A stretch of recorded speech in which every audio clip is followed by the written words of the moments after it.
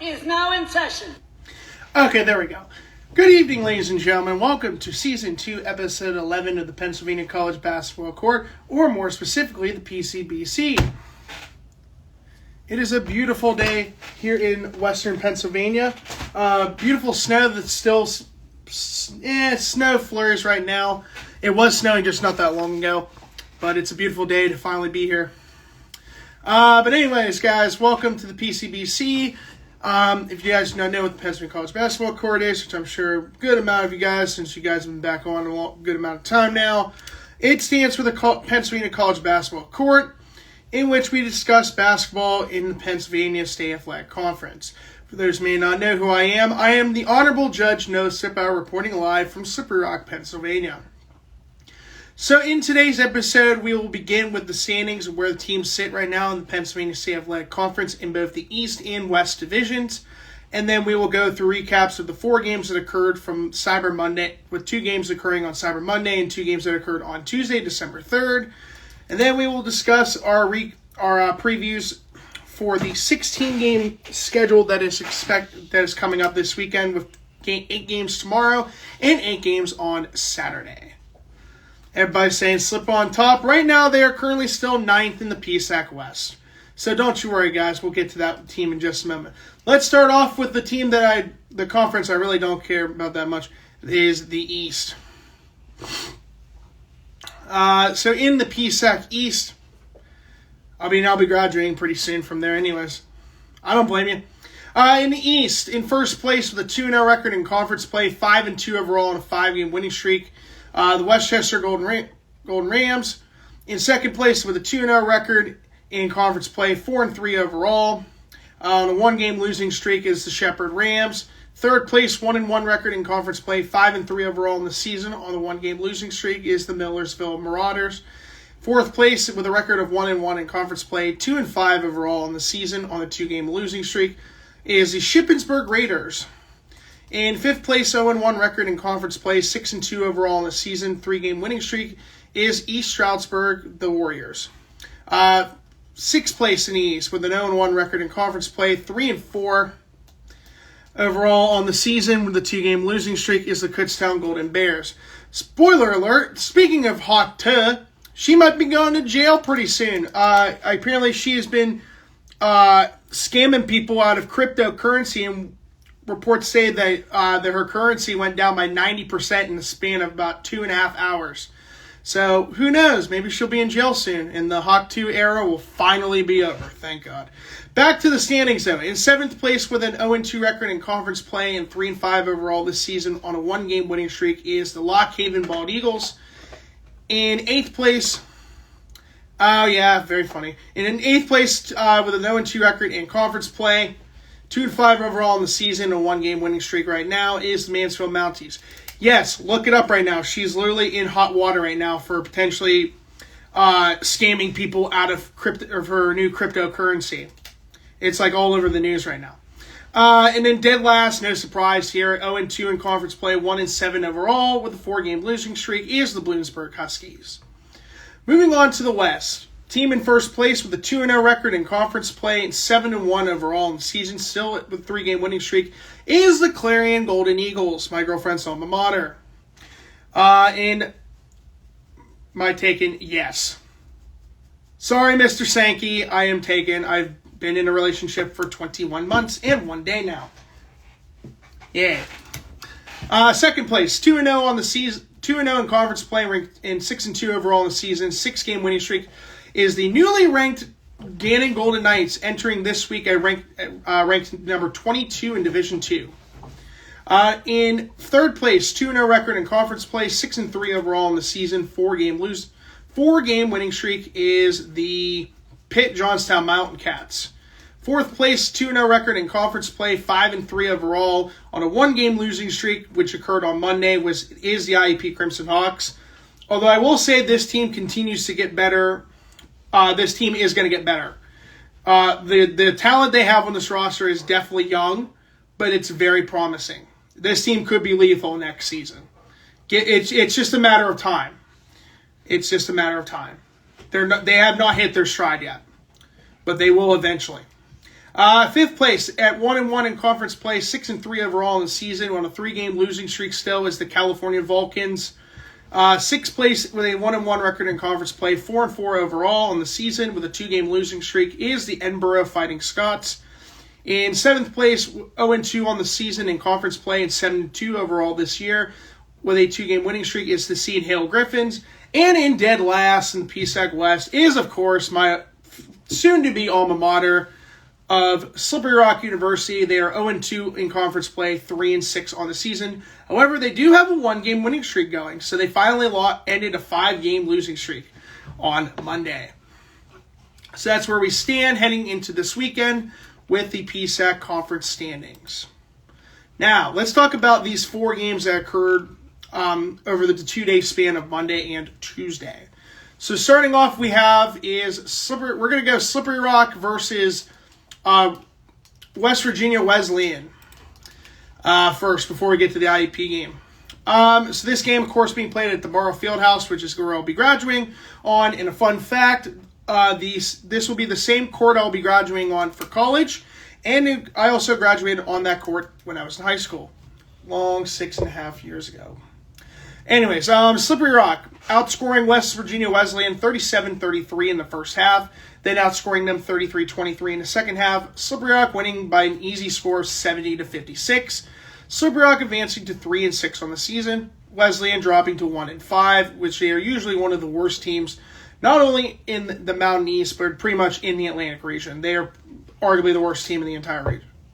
So anyways, their top scorer was Michael Batchelor, not to be confused with Bachelor, spelled without the T.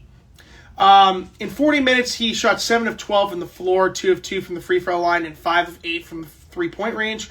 2 rebounds and 2 steals for 21 points. Alex Mirahosini in 36 minutes, 6 of 14 from the floor, 5 of 8 from 3-point range, 3 of 6 from the free throw line, with 1 rebound, 4 assists, and 3 steals for 20 points. And Curtis Linton in 29 minutes, 5 of 13 from the floor and 2 out of 3 from the 3-point range, added 3 rebounds and an assist for 12 points. Those 3 players had 53 out of 56 points for West Virginia Wesleyan. So they only got 3 points off the bench. That's pretty bad. In the first half, Wesleyan shot 43.5% from the floor, 52.9% from 3-point range, and 100% from the free throw line. In the second half, they shot 37.5% from the floor, 66.7% from 3-point range, and 25% from the free throw line. Overall, they shot 19 of 47, or 40.4% from the floor, 13 of 23 from 3-point range, around 56.5%, and 5 of 8, or 62.5% from the free throw line, with 1 technical foul being assessed to Alexander Gray.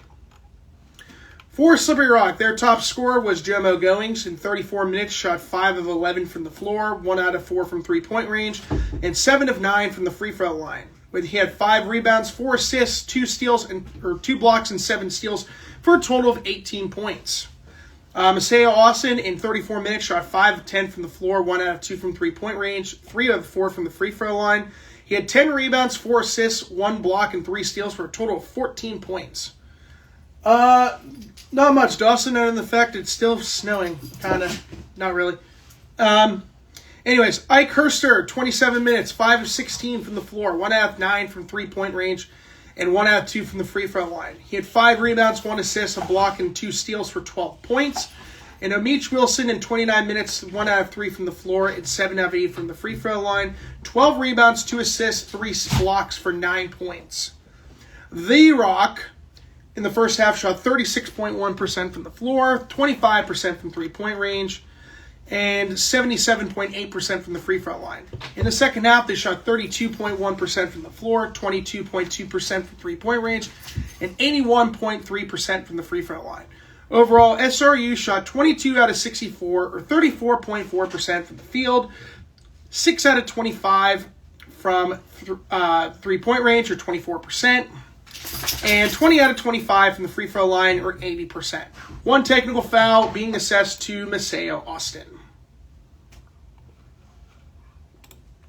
All right, let's get to the elephant in the room. IUP versus South Carolina Buford.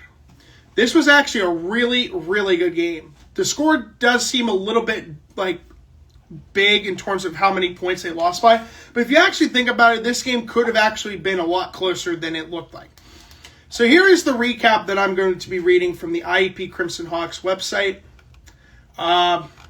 Written by Samantha Triany. She's an interim director of strategic communications and ideation. And she writes that IUP's men's basketball team fell short in a 94-84 defeat over South Carolina Buford on Monday evening at the KCAC in a game in which I attended with my buddy Peyton Newman, which was a really fun experience for us. Christian Moore led the Crimson Hawks with 25 points, connecting on 9 field goals, including 4 from beyond the arc. He also contributed 7 rebounds and 2 steals. Freshman Kamani Marrero followed with a strong performance, scoring 21 points, hitting 7 field goals, and converting 7 out of 8 free throws, and dishing out 6 assists.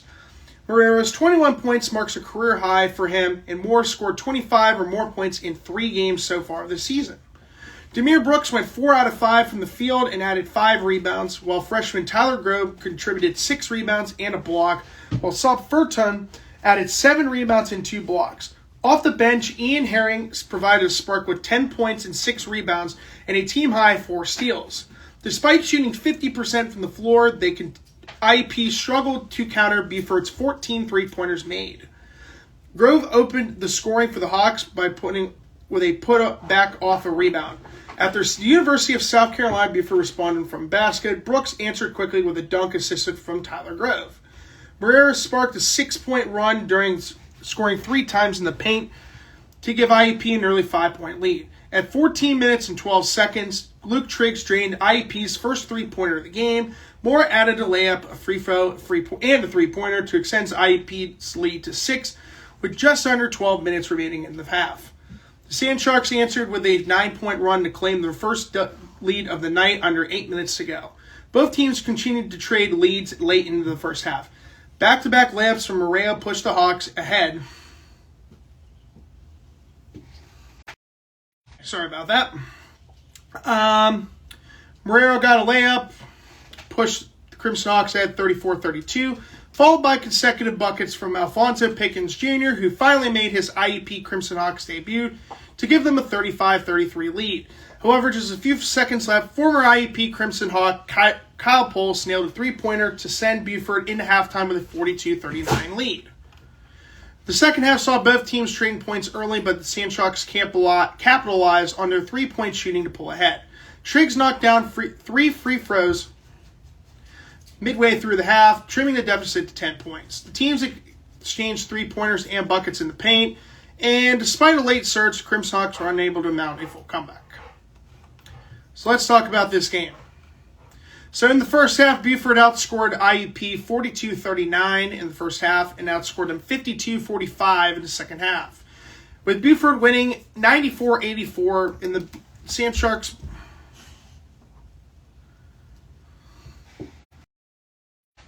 In the first half, the final score 94-84. The Sand Sharks improved to 8-1 and the Crimson Hawks dropped to 5-3.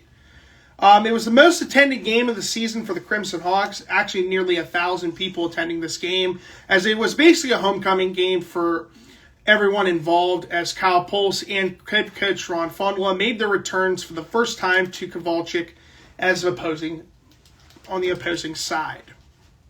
So let's talk about this actual recap of this game. Buford had 6 players with double digits. Alejandro Rilat in 23 minutes shot 5 of 8 from the floor, 2 out of 3 from 3-point range, and 2 out of 4 from the free throw line. He had 2 rebounds, 3 assists for 14 points. Christian Atway in 21 minutes, 5 of 10 from the floor, 3 out of 6 from 3-point range, 1 out of 1 from the free throw line, 4 rebounds, 1 assist, 2 blocks for 14 points. Hudson Norton in 19 minutes off the bench shot 5 of 8 from the floor, 2 out of 3 from 3-point range, and 2 out of 6 from the free throw line. 8 rebounds, 1 assist, 2 steals for 14 points. He was most likely the most essential player for the Sand Sharks in terms of this actual game, as he ended up getting a lot of massive offensive rebounds to keep Buford in this game and were able to pull away with the win in Indiana.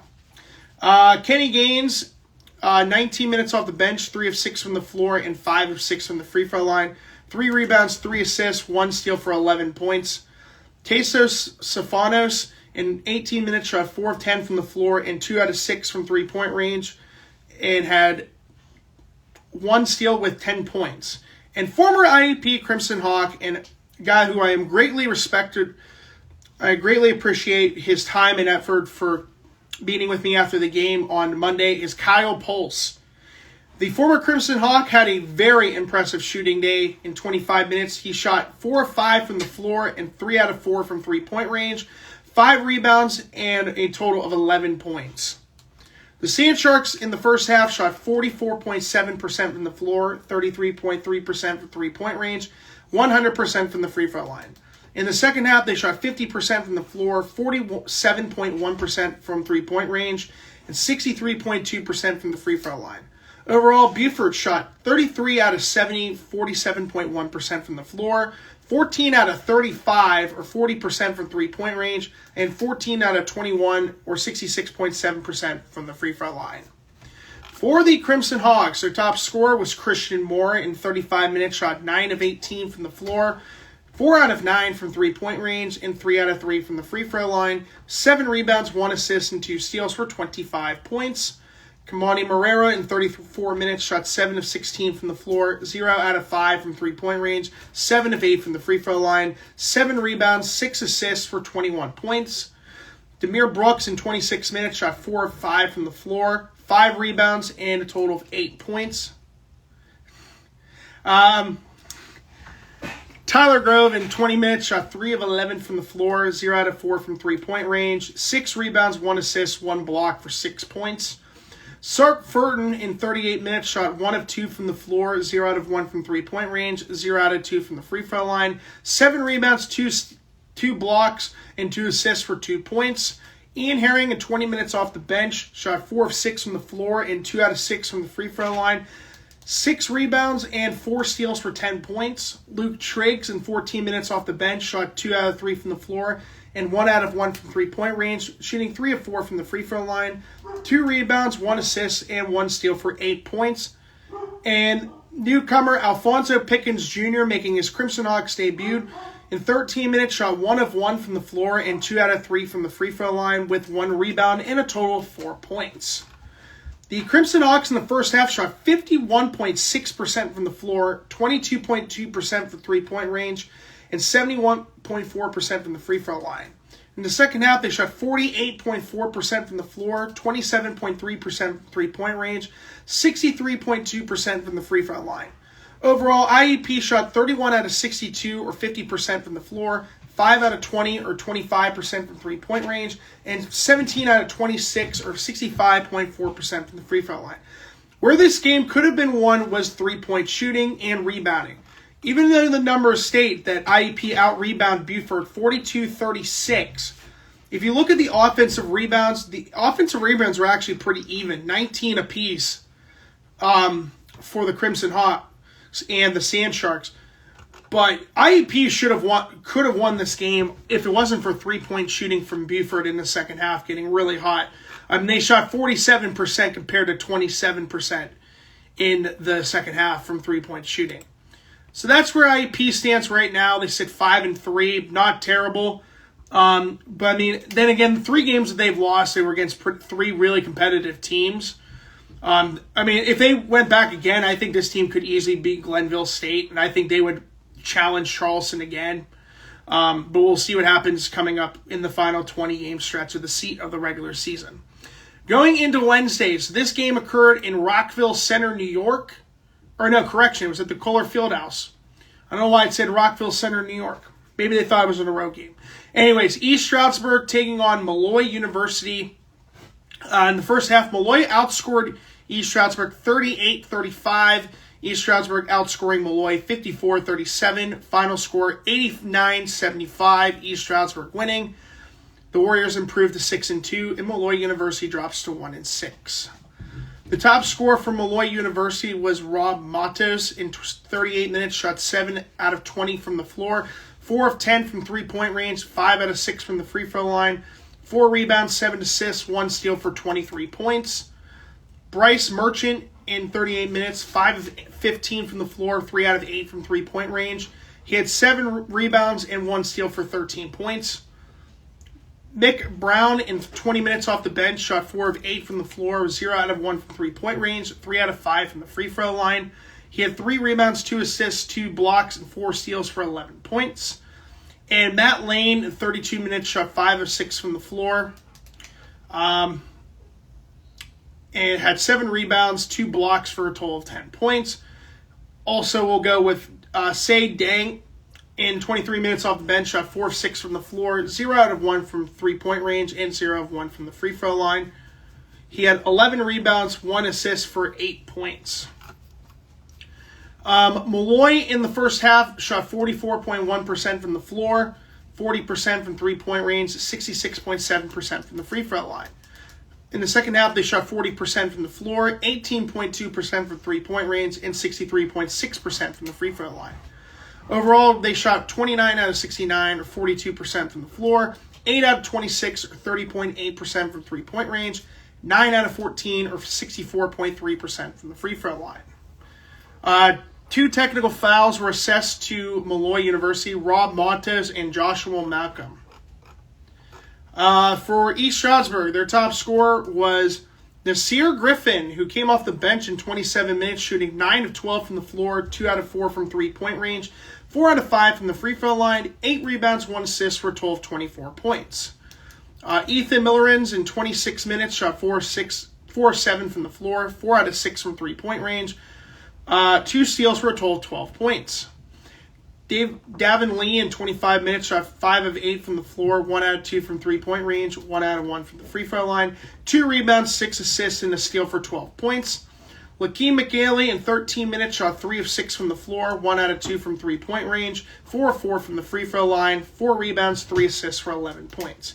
And my buddy Brandon Pierce asked me, how the heck is he still playing basketball, even though his freshman year was 2019-20? Well, if you think about it, I know how the eligibility, it's kind of weird in the NCAA. His freshman year was 2019-20. He redshirted, which means he didn't play that year. 2020-21 was the COVID year, so that didn't count. So his actual redshirt freshman season was the 21-22 season. Sophomore year was 22-23. Last year he was a redshirt junior, 23-24, and now he's a redshirt senior in 24-25. Cam Young in 25 minutes shot 2 of 4 from the floor, 1 out of 1 from three-point range, 5 of 6 from the free throw line, 4 rebounds, 3 assists, and 3 steals for 10 points. The Warriors in the first half shot 37.1% from the floor, 30.8% from three-point range, 71.4% from the free throw line. In the second half, they shot 63% from the floor, 54.6% from three-point range, and 77.8% from the free throw line. Overall, East Stroudsburg shot 30 of 62, or 48.4% from the floor, 10 out of 24, or 41.7% from three-point range, 19 of 25, or 76% from the free throw line, with 1 technical foul being assessed to Cam Young. And the final game of the 4-game stint schedule that occurred from Monday and Tuesday is Mansfield taking on Roberts Wesleyan. Game being played at the Decker Gymnasium in Mansfield, Pennsylvania. In the first half, Roberts Wesleyan was up 41-33. Mansfield outscoring Roberts Wesleyan 40-29. Final score, Mansfield winning 73-70. Mansfield improving to 2-6. Roberts Wesleyan dropping to 3-4. Top score for Roberts Wesleyan was Malik Brooks in 36 minutes, shot 9 of 14 from the floor, 3 out of 8 from three-point range, 2 out of 4 from the free throw line, 7 rebounds, 4 assists, and 1 steal for 23 points. And Ryan Garwood in 29 minutes shot 4 of 9 from the floor, 4 out of 8 from three-point range, 3 out of 5 from the free throw line, 1 rebound, 1 assist, and 1 steal for 15 points.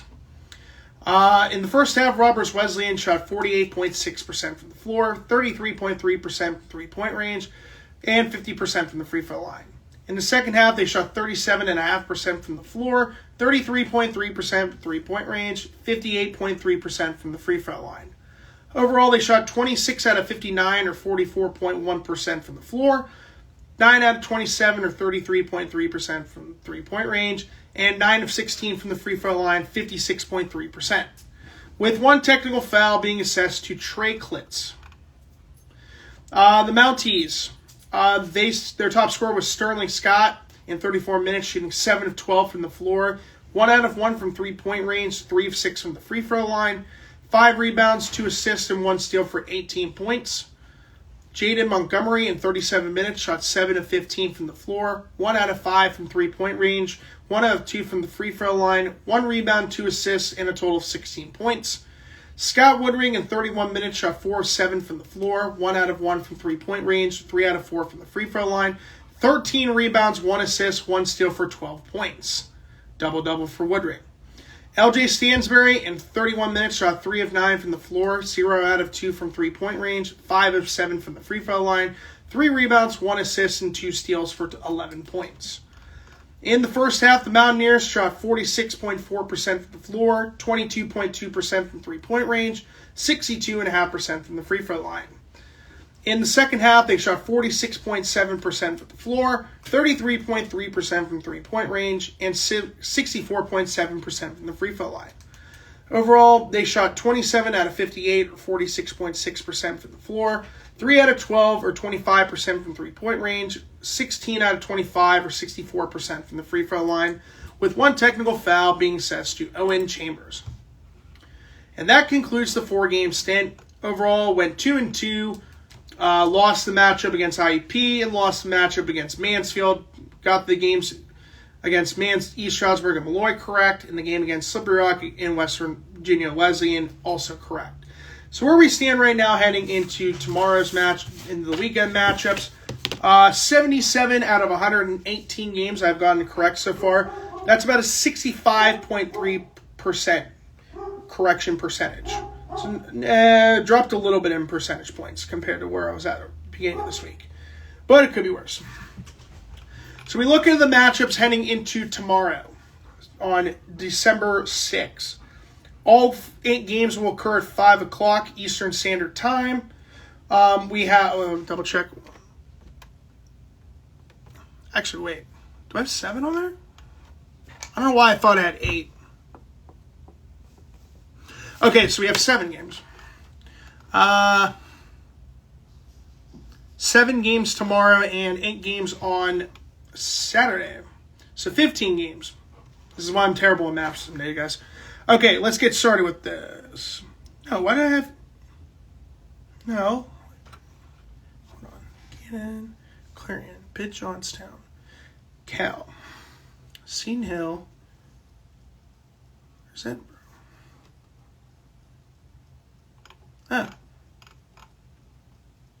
Oh, okay, never mind. That makes sense.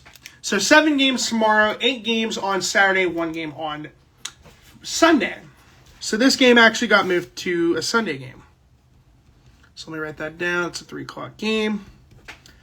We'll add that in there. What the heck? All right. So the 7 games that occur tomorrow. 5 o'clock games. All games are at 5. Saturday games all are at 3 o'clock. So we start the first matchup. It is 22nd ranked Gannon, who is on a 6-game winning streak, traveling to Mansfield to take on the Mounties, who are 2-5. Clarion, they are 7-1, traveling to Lock Haven University to take on the Bald Eagles. It's a battle of the Golden Eagles and a battle of the Bald Eagles in Lock Haven, Pennsylvania. Clarion again 7-1. Lock Haven is 3-5. The battle of the second round matchup from the Region 1 Division II college football playoffs. Slippery Rock University traveling to Kutztown. That's the basketball team, by the way, not the football team. But I think Kutztown wants a little bit of revenge on this matchup. Because the football team somehow lost on a hook and ladder play to Braden Long in the Rock, a game that I actually will be attending on Saturday afternoon in California. So I'm really excited. I'll be going down to Cal to go watch SRU take on Cal in the Region 1 championship game of the Division 2 quarterfinals. So SRU in this matchup, 3-5, Kutztown 3-4. Next matchup is 6-3 Pitt Johnstown traveling to 2-5 Shippensburg. Next matchup, ranked 25th in the country, is California, who's looking to finally win a game. They're taking on 5-2 Westchester. This could be another game that Cal could lose, depending on what happens. We still do not know what's going on with Damon Arnett, Keith Pallick III, and Bryson Lucas. All three have still been out for the previous 3 games. Seton Hill, who is 7-2, taking on Millersville at the Pasilla Gymnasium. Seton Hill 7-2, Millersville 5-3. And then IUP will be taking on Shepard. IUP, we'll get to the preview of this matchup right now. This is the matchup in preview for tomorrow's matchup between IUP and Shepard. IUP going in this matchup, this is their 2,282nd career game, 1,501 wins versus 780 losses. Lifetime winning percentage is 65.8%. IUP is 5-3 with a 2-0 record in conference play, ranked 4th in the PSAC West. Shepard 4-3 in 2-0 in conference play. They're ranked 2nd in the PSAC East. 5 o'clock game Eastern Standard Time at the Butcher Athletic Center in Shepherdstown, West Virginia. This is the 6th all-time meeting between these two programs. IUP leads the series 5-0. The last matchup occurred on January 3rd, 2024 at the Kavalchik Convention Athletic Conference, where IUP won 78-48 thanks to an incredible 3-point performance, 24-point performance, hitting 8 3-pointers made from Bryce Radford. Let's get to the 7 key elements of Noah's fundamentals of basketball. Let's take a look at the stats. Offensively, IUP is averaging about 74.5 points per game, ranked 14th in the conference. Shepard is dead last at 64.5 points per game. That's ranked 17th out of 17. Easy win for IUP winning this round. Defense, this is actually really close. Shepard is 2nd in the PSAC, allowing only 72 points per game. IUP is tied for 3rd, allowing only 72.1 points per game. Advantage, Shepard. Field goal percentage. IUP is shooting 44.2% from the floor as a team. That is ranked 10th. Shepard, they're ranked shooting 39.5% from the floor as a team. That is dead last in the PSAC, with an easy advantage going to IUP. 3-point field goal percentage. Less than 1% on this one. IUP, or actually just over 1%. IUP as a team shooting 31.3% from 3-point range. That's ranked 11th. Shepard shooting 30.2% from 3-point range as a team. That is 15th. Advantage, IUP. Free throw percentage. IUP shooting 70.6% from the free throw line this year. That is 11th. A lot better from where they were last year. Shepard shooting 66.9% from the free throw line. That is ranked 13th. Advantage, IUP. Rebounds. IUP is averaging 41 rebounds per game. That is 5th in the conference. Shepard averaging 37.3. That is 13th. Advantage, IUP. Assist to turnover ratio. IUP is 5th in the conference at 1.16 assists per turnover. Shepard is 0.83 rebounds or assists per turnover. That is 11th in the conference. Advantage, IUP. So if we look at the 7 key elements of my fundamentals in basketball, the advantage looks to be in favor, almost completely in favor of IUP, as the matchup is 6-1. With the results being that IUP has 6 out of the 7 categories with the advantage. So the top 3 scores for IUP. So we're firing this up real fast. Get this ready for my next one as well. Here we go. Let's see. Individual. There we go. Just want to double check. They did 23. That's 22-23. I need 24-25. Okay, there we go. Okay, there we go. All right, so let's get this started. So top 3 scores for the Crimson Hawks. The first one is number 11/23, Christian Moore. He is averaging 21.3 points and 4.1 rebounds per game, shooting 42.6% from the floor and 39.2% from 3-point range. Kaimani Marrero is shooting number 1, is the second highest scorer in the program. This team this season, 13.1 points, 4.9 rebounds per game, shooting 40.5% from the floor, and is shooting 22.9% from three-point range. Hoping to get that number up soon. Demir Brooks, number 12, their third highest scoring player. What are you doing, Tucker? Dude, get out of there. Okay, never mind. He's going to stay up. Never mind. He left. Demir Brooks is averaging 11.3 points per game and 8.3 rebounds per game, shooting 58.7% from the floor, 0% from three-point range because he is still yet to take a single three-point field goal attempt. We're just going to, yep, we're doing this. All right, so the top three scorers, we start with number 13. He is a 6'10" forward and grad student from Mount Airy High School, playing his high school ball at Glenegg Country School. Chase Parr. This season, Parr is averaging 12.3 points and 8.4 rebounds per game, shooting 52.5% from the floor and 25% from three-point range. He has only taken 4 three-pointer attempts this season and has converted on 1 out of 4. Number 15, the second highest scorer is number 15. He's a 6'5" guard and freshman from the good old home of West Virginia University, Morgantown, West Virginia. Playing his high school ball at Morgantown High School, Brody Davis. The freshman is averaging 10.3 points and 4.1 rebounds per game, shooting 40% from the floor and 34% from three-point range. Their third highest scoring player is number 44, a 6'4" guard and senior from Laurel, Maryland, and also playing his high school ball at Glenegg Country School. That is Jared Robinson.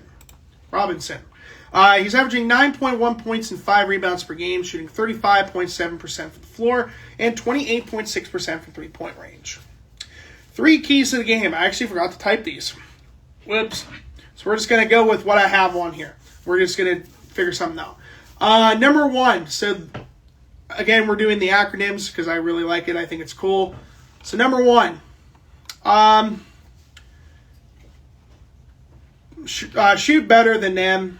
I will just go with that. Shoot a lot better than them. Again, IUP is shooting a lot better as a team and shooting better in almost every major category.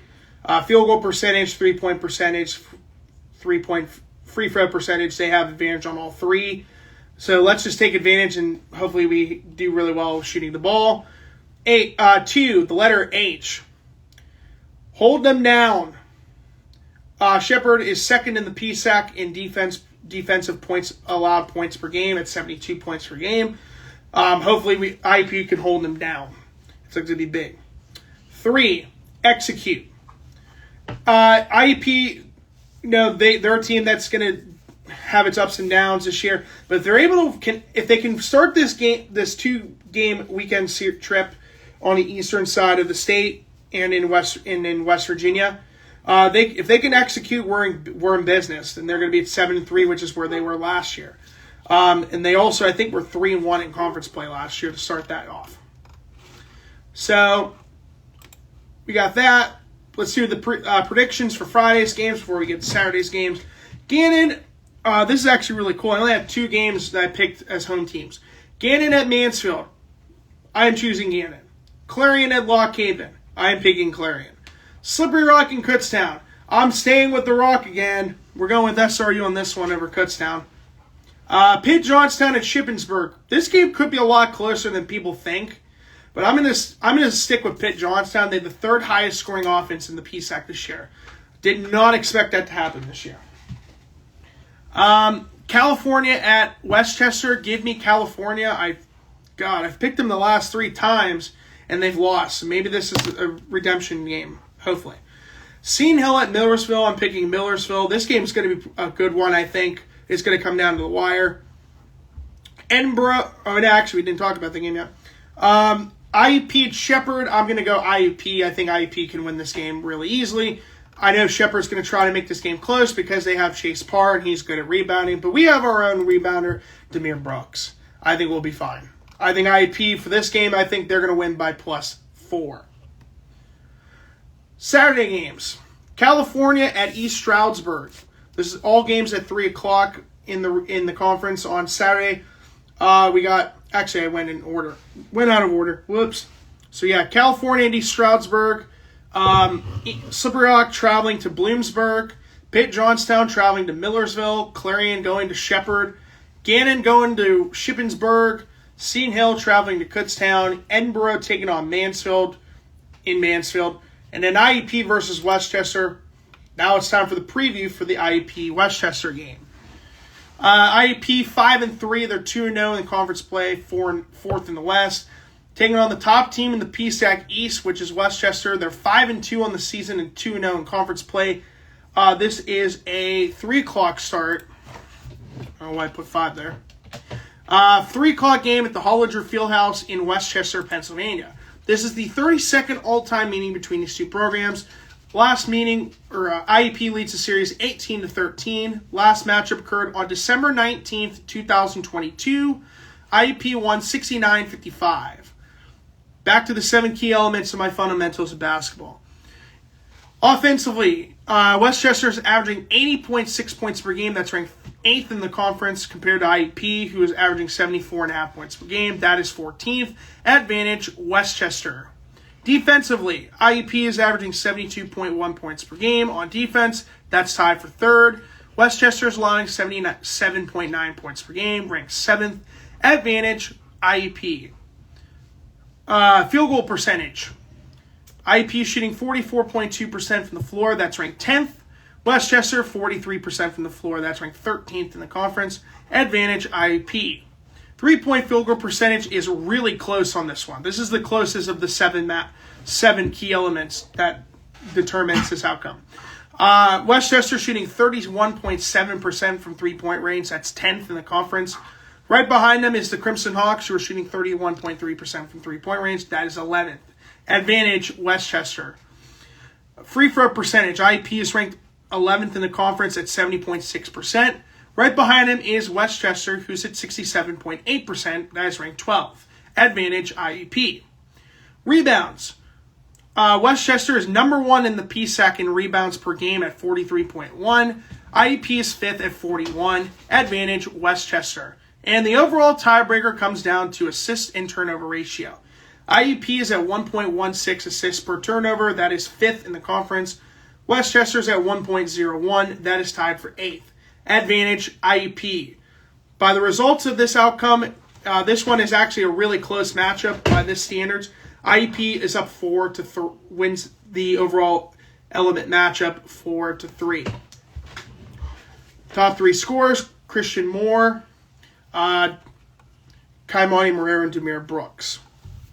For the Golden Rams, their top scorer is number 4, who I have as the best player for the Golden Rams. He's a 6'2" guard and senior from Dover, Delaware, and played high school at Dover High School. That is Elijah Allen. Elijah Allen this season is averaging 17.7 points per game, 4.1 rebounds per game, shooting 43% from the floor and 33.3% for 3-point range.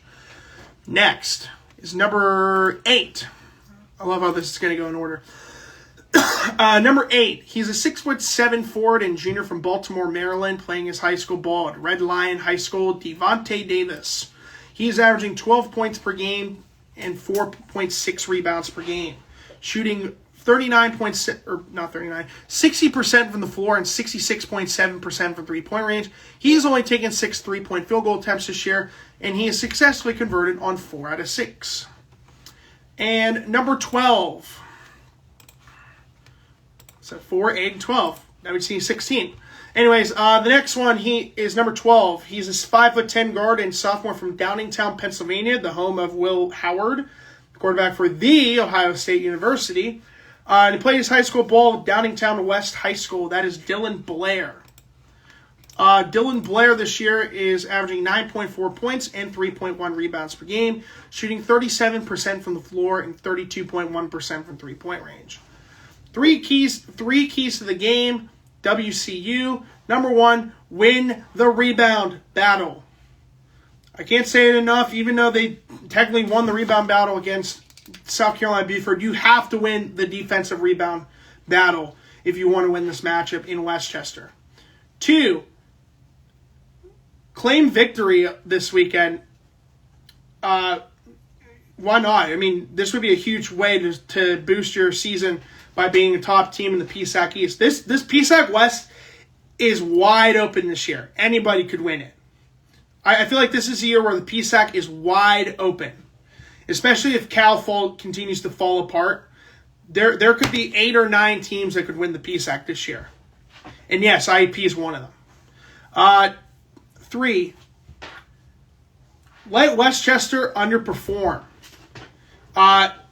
If we can find a way to stop Westchester, if we can lower Westchester's total to under 80 points, I think IEP is winning this game really easily. So let's go through the predictions for the matchups on Saturday. Slippery Rock at Bloomsburg. I'm picking Slippery Rock. California at East Stroudsburg. I'm actually going against Cal this time. I'm picking East Stroudsburg to beat them. Pitt Johnstown at Millersville. I'm picking Millersville again. Clarion at Shepard. I'm staying with Clarion. Gannon and Shippensburg. I'm going with Gannon. Seton Hill and Kutztown. Seton Hill. And Edinburgh against Mansfield. Give me Edinburgh. And then IUP against Westchester. I'm going to say IUP is going to find a way to let Westchester underperform. I think IUP will win by within 3 points. And then the Sunday matchup, it is Edinburgh at East Stroudsburg. Right now, Edinburgh is 4-4, and East Stroudsburg is 6-2 right now. It's a 3:00 game in East Stroudsburg. I'm going to go East Stroudsburg on that matchup. But anyways, that is going to conclude episode 11 of the PCBC. Depending on how this goes, I'm probably just going to do a recap for the episode 12 on Monday. It's just going to be a recap from this weekend. And then episode 13 will come out next Thursday, December 12th. Right before the games that will occur on Friday the 13th, Saturday the 14th, and Sunday the 15th. But anyways, guys, that is going to do it for this episode. I hope you guys enjoyed it. Once again, I'm the Honorable Judge Noah Sipper, reporting live from Slippery Rock, Pennsylvania, saying so long and have a great rest of your evening.